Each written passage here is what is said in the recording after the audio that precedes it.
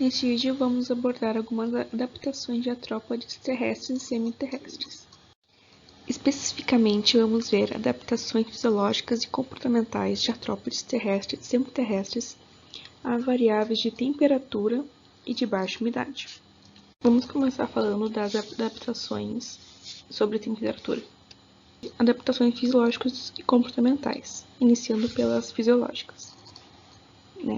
Sobre a termorregulação de pré-voo e durante o voo dos insetos. Bem, os insetos voadores, eles fazem rápidas contrações em seu tórax, como dá para ver aqui no vídeo, elevando a temperatura em alguns graus acima da temperatura ambiente, e varia de acordo com a temperatura do meio que está inserido. As contrações ligeiras, que a mariposa está fazendo, causam tremores, como dá para ver, e são um pré-requisito para voo. A geração de calor acarretada pelos tremores permite, então, o funcionamento da musculatura para o voo e acontece com maior impacto em insetos maiores, que pode aumentar até mais de 20 graus Celsius, e em insetos menores, como a mosca da fruta, aumenta em cerca de apenas 1 grau Celsius. O tamanho da asa do inseto e o poder requerido determina, então, a frequência do bater de asa requerida. Então, varia muito de espécie para espécie. Os músculos que eu citei, que se contraem, são os músculos dorsolaongitudinais, aquele que faz abaixar as asas durante o voo, e os dorsos ventrais. Esse gráfico aqui, ele representa o aquecimento de pré-voo de uma abelha-rainha. No eixo Y está a temperatura corporal e no X o tempo que passa. E dá para ver que em cerca de 2 minutos a temperatura subiu praticamente, quase 20 graus Celsius. E em abelhas rainhas e operárias é muito estudada a agitação dos músculos de maneira intermitente, que faz com que a temperatura corporal do indivíduo permaneça alta mesmo em temperaturas baixas. E essa manutenção requer altas frequências de potencial de ação. A cinética das asas, quando batem, produz grande quantidade de calor. E quanto maior a frequência do batimento das asas, mais calor é produzido. E, por exemplo, as mariposas, mas também outros insetos, dissipam as altas temperaturas para além do tórax, porque é lá que se concentra, em direção ao abdômen pelo hemolínfo.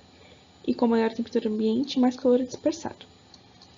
A frequência do batimento das asas e a velocidade do voo dependem da temperatura ambiente, como também aspectos de alta taxa metabólica, corpo grande e isolamento devido à camada de cutícula auxiliam na elevação da temperatura corporal durante o voo.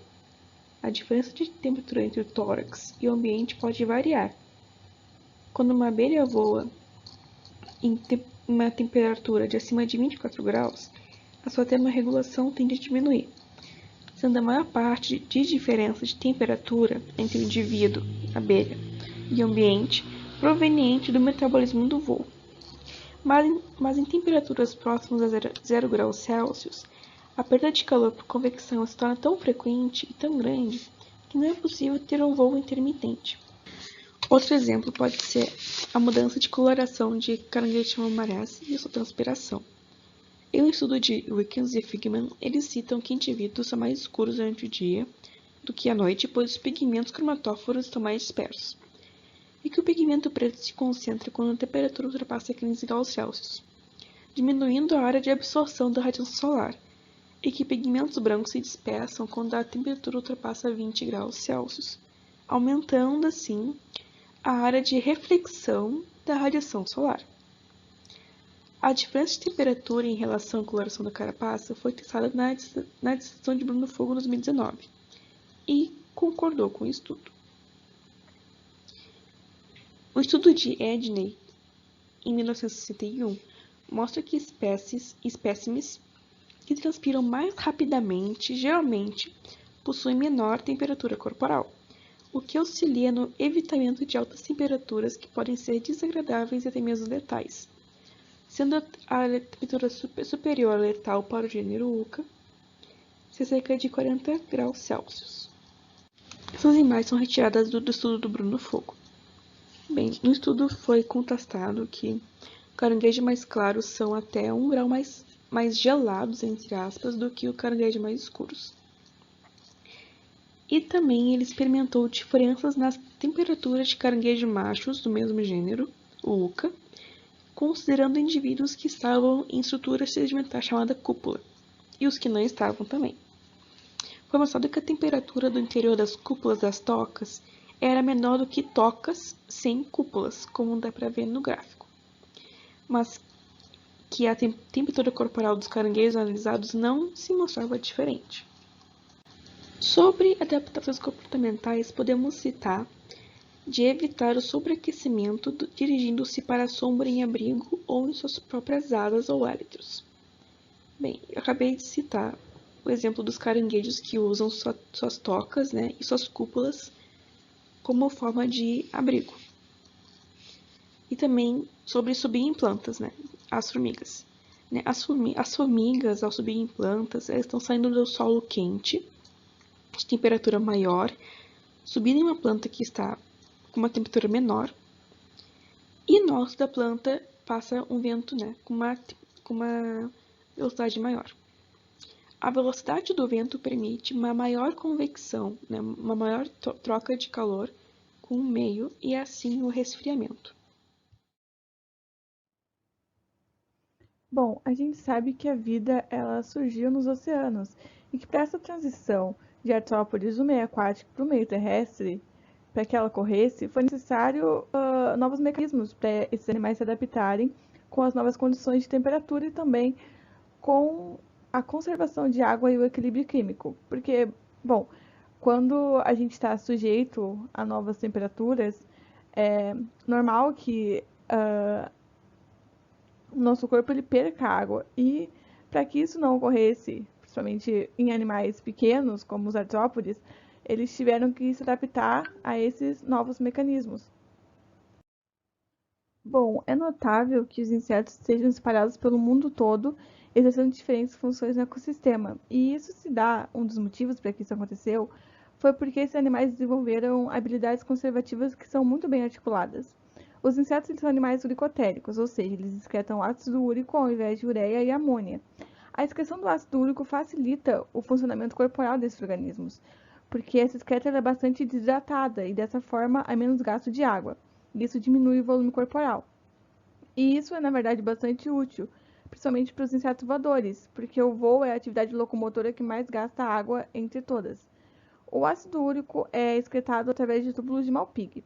Esses tubos eles são capazes de filtrar a hemolinfa e remover o ácido úrico do intestino, que posteriormente será injetado em uma forma semissólida do corpo, no, juntamente com as fezes. Alguns insetos podem ter centenas desses túbulos. O exoesqueleto formado por quitina auxilia os insetos com a conservação de água, e porque a quitina é um material muito resistente, e isso permite que os insetos explorem ambientes secos sem perigo de ressecamento. Os traços comportamentais desses animais também auxiliam na conservação. Insetos que vivem em desertos, por exemplo, são capazes de passar por períodos de dormência para conservar água, através da redução de movimentos e da atividade metabólica. Bom, um exemplo dessas atividades comportamentais e também como o corpo dos insetos podem auxiliar tanto na obtenção de água quanto na conservação de água é o besouro Onychomacris ungicularis. Esse besouro ele vive num deserto do Namibe, que é um dos habitats mais áridos da Terra. E, bom, ele consegue coletar água diretamente do ar, porque de manhã, quando a umidade do local é maior e há a presença de névoa, o besouro ele coleta água quando ela precipita, através de movimentos com a cabeça e com as asas anteriores. Ou seja, ele coleta água com o auxílio do próprio corpo. E essa capacidade ela permite que os besouros sobrevivam nesses locais em períodos úmidos e também em períodos de seca. Bom, apesar de não existirem midiápodes aquáticos, a maioria desses animais eles vivem em meio úmido ou se escondem durante o período de seca, com a finalidade de evitar a desidratação, porque eles não são revestidos sanamente por cutículas cerosas, como os insetos e aracnídeos, e dessa forma eles não conseguem conservar água tão facilmente. Os miriápodes eles também possuem os túbulos de Malpighi, porém, diferente dos insetos, eles utilizam apenas um par de túbulos. Bom, outra diferença é que alguns miriápodes que possuem um hábito de vida noturna, como as lacraias, eles podem excretar amônia ao invés de ácido úrico. A amônia, no caso, ela é extremamente tóxica para os insetos se eles não conseguem excretá-las. Os quelicerados terrestres, dando ênfase nos aracnídeos, eles possuem cutículas cerosas, como os insetos, que permitem a conservação de água. E eles também possuem túbulos de Malpighi, que são similares aos dos insetos e aos do miriápodes. Esses túbulos, eles se originam na região posterior do trato digestivo médio e podem funcionar junto com as glândulas coxais, que são outro organismo de excreção utilizado pelos aracnídeos. Essas glândulas elas estão localizadas dentro do prossomo. Mas o tanto de participação que essas glândulas têm na excreção e na osmorregulação varia entre os aracnídeos, sendo que o método de excreção mais importante aqui ainda é o túbulo de Malpighi. Os aracnídeos podem excretar ácido úrico, porém, o principal composto excretado é a guanina. Assim como o ácido úrico dos insetos, a guanina possui pouca toxicidade, também pode ser excretada na forma semissólida, com a finalidade de também conservar água. O artigo em questão, ele liga diretamente a questão de termorregulação com o balanço hídrico em escorpiões que vivem no deserto de Mojave, na Califórnia. Esse estudo ele mediu as taxas metabólicas e as taxas de perda de água desses animais sob altas temperaturas. Esses animais eles possuem um tamanho corporal relativamente grande e alta resistência à perda corporal. E mesmo que esses escorpiões eles tenham uma das menores taxas de perda de água por respiração, o que na verdade lhes permitiu o sucesso evolutivo em ambientes áridos sob altas temperaturas, a perda de água por transpiração cuticular e por respiração são grandes responsáveis pela perda de água em temperaturas muito elevadas. E desse modo, a baixa regulação metabólica, juntamente com a excreção de guanina e ácido úrico, como eu tinha dito anteriormente, serve como um mecanismo de tolerância bem-sucedidos para a conservação de água.